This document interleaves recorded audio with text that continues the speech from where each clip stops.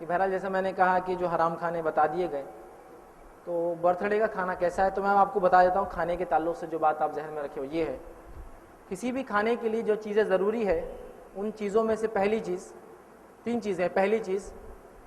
جس مال سے کھانا کھلایا جا رہا وہ حلال ہو، دوسری چیز جس چیز کی نسبت سے کھانا کھلایا جا رہا وہ نسبت بھی حلال ہو، نسبت، برتھ ڈے، مہندی کی رسم، سانچک کی رسم، نسبت، کھانا چلیے پیسہ حلال ہے لیکن نسبت،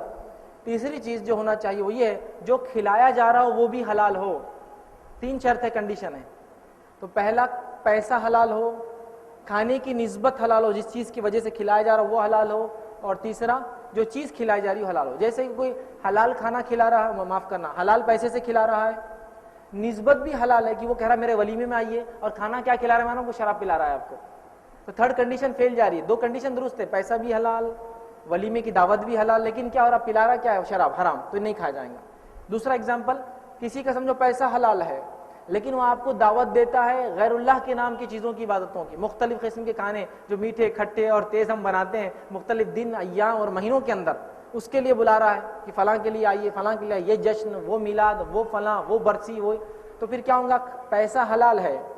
کھانا بھی حلال ہے، جو چیز کھلا رہا، پوریاں کھلا رہا، اب رجب آ رہے تو 22 رجب کو اب پونے آنے والے، میٹھی میٹھی پوریاں کھانے والے سب، نسبت دیکھیے، تو چیز جو کھلا رہا پوری بھی حلال ہے لیکن نسبت کس چیز سے ہے، اس چیز کی، جعفر صادق کی نیاز، وہ جائز نہیں، تو گویا پیسہ حلال ہے، کھانا بھی حلال لیکن نسبت غلط ہو گئی۔ تیسری چیز یہ کہ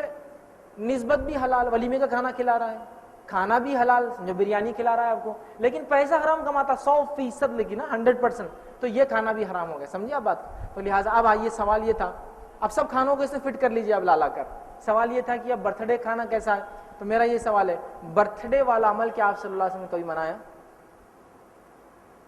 سالگرہ جس کو عام زبان میں بولتے ہیں کہ 1 سال کم ہوا تو کبھی منایا؟ نہیں منایا۔ مشرکین مکہ میں بھی نہیں، مشرکین آپ کے زمانے کے، جیسا کہ رومی حکومت تھی، یہ تھی، ان میں ایک طریقہ تھا، اپنے بڑوں کی سالگرہیں مناتے تھے، برتھ ڈیز، اینیورسریز ہی مناتے، شادی کی برتھ ڈے یا فلاں کی وہ، اور اسی سلسلے میں جو ہے جب عیسائیت پہ اثر پڑا جو ہے یورپین لوگوں کا، رومیوں کا، تو عیسیٰ علیہ السلام کی برتھ ڈے منانے لگا دیا ان کو کرسمس کی شکل میں، اسی کے اثر میں مسلمانوں نے بھی شروع کر دیا اپنے انبیاءوں کا اور صلحاء کا سالگرہ منانا، تو یہ اسلامی رسم نہیں ہے، نبی اکرم صلی اللہ علیہ وسلم نے کبھی سالگرہ نہیں منائی، صحابہ نے نہیں منایا، نہیں، اسی بہانے بچے کو ہم بڑھاوا دیتے ہیں کہ 1 سال کا بچہ ہو گیا، یہ تو فکر کی بات، 1 سال کا ہو گیا آپ نے کیا کیا، خوشی کی بات تو کہیں نظر نہیں آ رہی، 1 سال کا بچہ ہو گیا، آپ پہ پوچھ ہو گئی اور آپ نے کیا کیا، 10 سال کا بچہ ہو گیا، آپ پہ پوچھ ہے، آپ کیا کیا، کچھ کر رہے نہیں اور آپ بڑے خوشی منا رہے، کس چیز کی خوشی، اور نام دیکھیے سالگرہ، سال اٹھانی ہے، گرا، کسی گرنے پہ کوئی خوشی منائی جاتی ہے کیا، بولیے میرے کو لاجیکلی، برتھ ڈے تو ٹھیک ہے انگلش میں، لیکن اردو میں بولتے سال گرا، 1 سال گیا، آپ کا ایک پاسپورٹ ہے، آپ کو کہا گیا کہ 2 سال اس ملک میں رہ کے جتنا کمانا ہے کما لیجئے، لیکن آپ کی ضرورت پوری نہیں ہو رہی 1 سال میں، تو جب 1 سال کم ہوگا تو آپ خوش ہوں گے یا غمگین ہوں گے؟ یار پاسپورٹ ایکسپائر ہو رہا ہے، جلدی کرنا ہے، تو لوگ بولتے نہیں بی پازیٹیو سوچنا چاہیے، گلاس آدھا خالی ہے تو یہ آدھا خالی نہیں بولنا آدھا بھرا ہوا ہے، یہ سب باتیں بولنے کے لیے اچھے، بی پازیٹیو ہے، جب ویزا ایکسپائر ہوتا ہے تو پھر پتہ چلتا ہے آپ کو کہ کیا ہوتا ہے، جب پتہ چلتا کم ہونے سے بی پازیٹیو، 1 سال بچا ہوا ہے بولنا اچھا ہے یا 1 سال چلے گا بولنا اچھا ہے، سمجھ رہے آپ؟ تو بہرحال رسومات اس قسم کے سالگرہیں منانا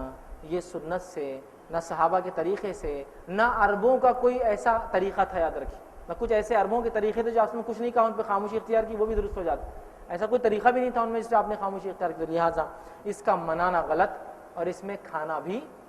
غلط ہے، یاد رکھیے۔ لیکن بہت سے لوگ ہوتے نہیں، ہم بچے کو برتھ ڈے ہم کھلا دیتے ہیں، جب آپ کھلائیں گے تو ظاہر سے کل بچہ آپ بولیں گے آپ مناؤ بھی، اب آپ کھلاتے ہیں تو آپ مناؤ بھی میرا، تو لہٰذا اس کو بائیکاٹ کرنے کے لیے، اس سالگرہ والے رسم کو ختم کرنے کے لیے میں کہوں گا آپ دعوت میں مت جائیے۔ کیا اس کی ذات سے وہ کھانا حرام ہے؟ نہیں، وہ کھانا حرام نہیں ہے، لیکن وہ جو عمل ہے وہ عمل اس کھانے کو خراب کر رہا ہے، یاد رکھیے،